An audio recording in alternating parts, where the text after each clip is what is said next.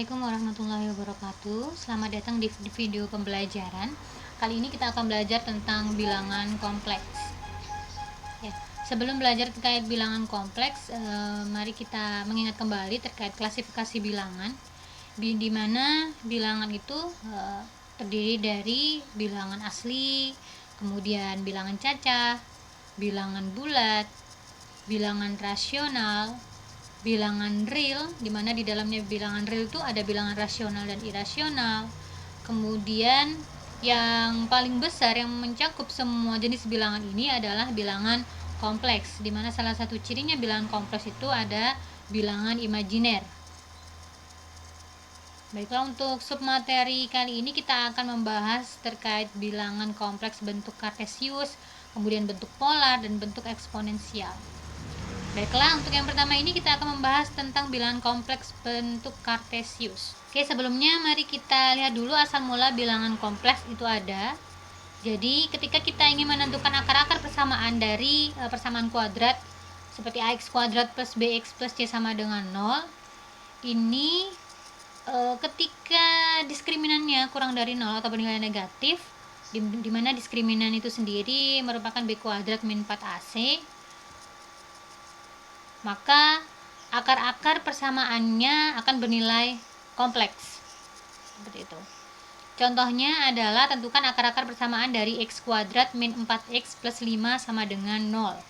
Maka nilai x yang memenuhi kondisi tersebut, memenuhi persamaan kuadrat tersebut, dapat dicari dengan cara, di sini saya sebutkan dua cara. Cara yang pertama menggunakan rumus ABC yang sudah kita kenal, yaitu min B plus minus akar B kuadrat min 4AC per 2A.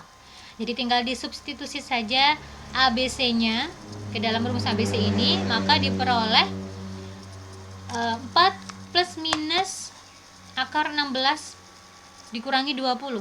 Ini bernilai negatif, yaitu negatif 4.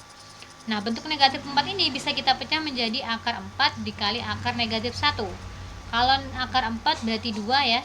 Kemudian 2 bagi 2 tinggal 1, 4 bagi 2 tinggal 2, maka di sini tinggal akar min 1. Nah, akar min 1 inilah yang menyebabkan disebut penyelesaian bilangan kompleks. Seperti itu.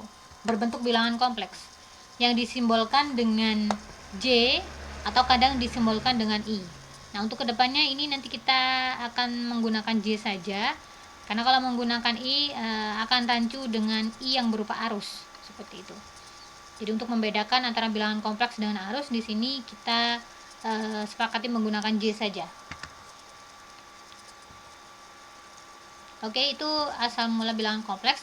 Kemudian cara 2, menyelesaikan x kuadrat min 4x plus 5 sama dengan 0, yaitu dengan menjadikan bentuk kuadrat sempurna.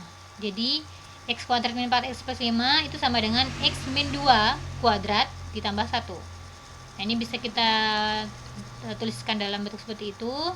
Nah, sehingga kita dapatkan x1 nya adalah 2 plus j, x2 nya 2 min j. Jadi dua cara tadi sama saja, tinggal dipilih salah satu. Nah, baiklah, itu terkait asal mula bilangan kompleks. Nah, jadi definisi bilangan kompleks itu sendiri dapat dinyatakan sebagai Z. Z ini berarti bilangan kompleks, di mana Z itu sama dengan X plus YJ. X dan Y-nya merupakan anggota bilangan real, dan J-nya bernilai akar min 1, di mana J sama dengan akar min 1 ini merupakan bilangan imajiner, ya, atau bilangan khayal. Seperti itu. Kemudian bilangan imajiner yang J sama dengan akar min 1 ini, untuk mendapatkan J kuadratnya berarti tinggal kita kalikan akar min 1 dengan akar min 1, sehingga akar min 1 kuadrat itu sama dengan min 1. Seperti itu. Kemudian kalau J pangkat 3 ya berarti J kuadrat kali J. J kuadrat min 1 berarti min J, dan seterusnya. Seperti itu.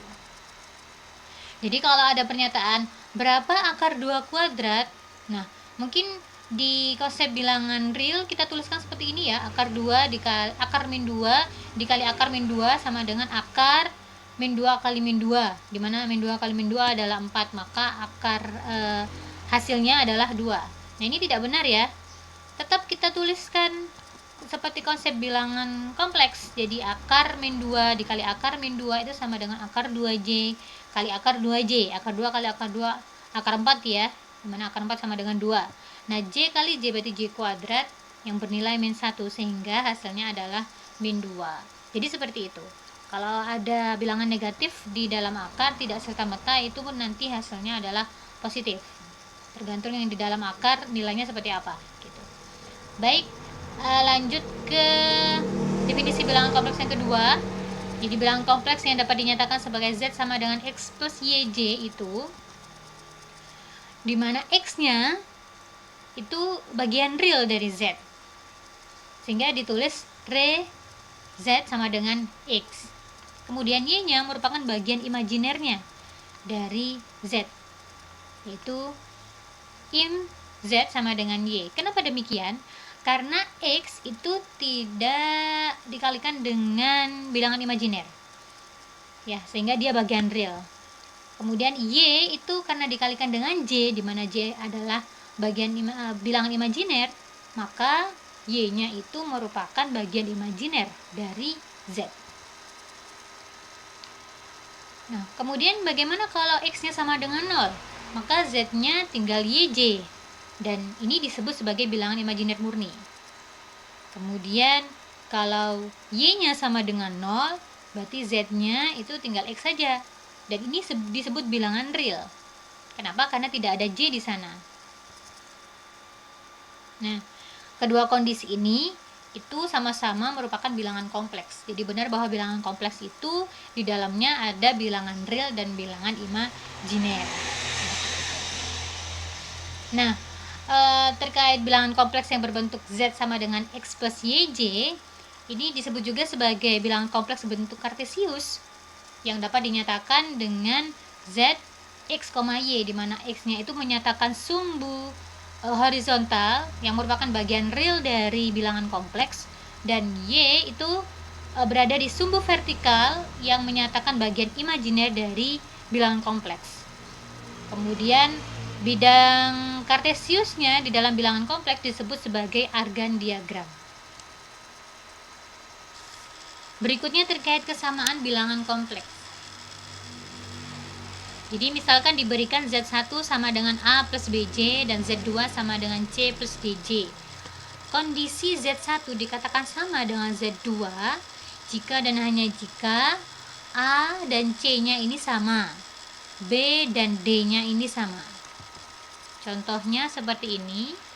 Tentukan nilai A, B, C, D dari soal berikut. Misalkan di sini saya berikan 3 soal. Maka penyelesaiannya untuk yang pertama, nilai A dan B dari A plus BJ sama dengan negatif 7. Negatif 7 ini berarti bisa kita tulis sebagai negatif 7 plus 0J, sehingga kita peroleh A-nya sama dengan negatif 7, B-nya sama dengan 0. Kemudian C plus DJ sama dengan 3J, berarti C-nya yang sama dengan 0, D-nya yang sama dengan 3. Kemudian C min D ditambah C plus DJ sama dengan 3 plus 5J, berarti C min D ini sama dengan 3, C plus D sama dengan 5. Nah, tinggal kita selesaikan menggunakan metode eliminasi substitusi. Kita dapatkan C-nya sama dengan 4, D-nya sama dengan 1. Oke, cukup jelas ya. Jadi kesamaan dari bilangan kompleks. Jadi di bilangan kompleks itu hanya ada persamaan yang ditandai dengan sama dengan, dan pertidaksamaan yang hanya ditandai dengan tanda tidak sama dengan. Jadi tidak ada istilah lebih besar dari, kurang dari, tidak ada kalau di dalam bilangan kompleks. Oke, seperti itu. Nah, kalau ada bilangan kompleks, maka ada juga bilangan kompleks konjugit atau sekawan. Jadi kalau bilangan kompleks biasanya dinyatakan sebagai Z sama dengan X plus YJ, maka yang sekawan disimbolkan dengan Z konjugit. Gini ya, Z konjugit sama dengan X min YJ. Jadi bedanya hanya di tanda ini saja. Oke. Tanda dari X tidak berpengaruh. Yang berpengaruh hanya tanda di Y-nya saja. Seperti itu. Contoh, tentukan bilangan kompleks konjugat dari Z1, Z2, Z3. Maka bisa kita selesaikan Z1 konjugatnya sama dengan 3 dikurangi 7J. Ini ya, tadinya positif jadi negatif. Kemudian Z2 konjugatnya yang tadinya min 2 plus 9J, ya, yang konjugatnya berarti min 2 min 9J. 3, jika Z3 nya adalah 5 min 2J, maka konjugat dari ini adalah 5 plus 2J. Seperti itu. Oke. Untuk argan diagram dijelaskan di video yang lain. Selanjutnya operasi bilangan kompleks. Jadi di bilangan kompleks itu ada operasi penjumlahan, pengurangan, perkalian, dan pembagian, ya. Oke. Nah, jadi misalkan diberikan Z1 sama dengan A plus BJ, Z2 nya C plus DJ, maka penjumlahan dari Z1 dengan Z2 itu berarti kita jumlahkan dengan suku-suku sejenis. Kalau bagian real ya dengan bagian real, bagian imajiner dengan bagian imajiner, seperti itu. Begitupun saat pengurangan, sama. Kemudian bagaimana kalau perkalian? Ya tinggal kita kalikan saja. Seperti ini, A kali C sama dengan AC, B kali C, BC, kemudian A kali D, AD, B kali D, BD. Jangan lupa J-nya ya. Ya, kalau BJ kali DJ ya BDJ kuadrat. Nah, tinggal kita sederhanakan, J kuadrat sama dengan negatif 1, dan ini berbentuk bagian realnya, sehingga kita peroleh AC min BD ditambah BC plus ADC. Jadi ini bagian real, ini bagian imajiner dari Z1 kali Z2. Gitu. Bagaimana kalau untuk yang pembagian? Nah, kalau untuk pembagian misalkan Z1 bagi Z2, karena Z2 nya ini berbentuk bilangan kompleks, ya berarti kita gunakan konsep perkalian dengan sekawan, seperti itu. Jadi Z1 per Z2 kita kalikan dengan sekawannya Z2. Jadi Z2 konjugat dibagi Z2 konjugat. Bentuknya seperti ini ya. Nah, ini Z2, ini Z2 konjugat. Tinggal kita kalikan. Jadi yang bawah ini menjadi C kuadrat plus D kuadrat. Dari mana ini? Kita punya konsep kalau ininya sama, tandanya saja yang berbeda, maka tinggal C kuadrat dikurangi DJ kuadrat, ya kan? DJ kuadrat kan berarti min DJ, karena J kuadrat sendiri negatif 1, jadi min DJ dikali min sama dengan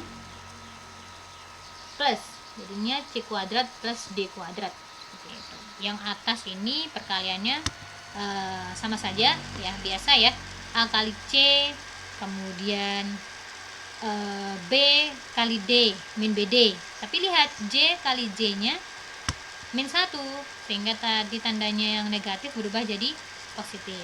Oke, ini ya. Kemudian BC min AD, jadinya seperti ini. Oke, nanti kalau ada yang tidak paham bisa ditanyakan langsung di kolom komentar ya. Terkait contoh dari operasi bilangan kompleks ini saya sertakan sekalian di argan diagram di video berikutnya. Terima kasih.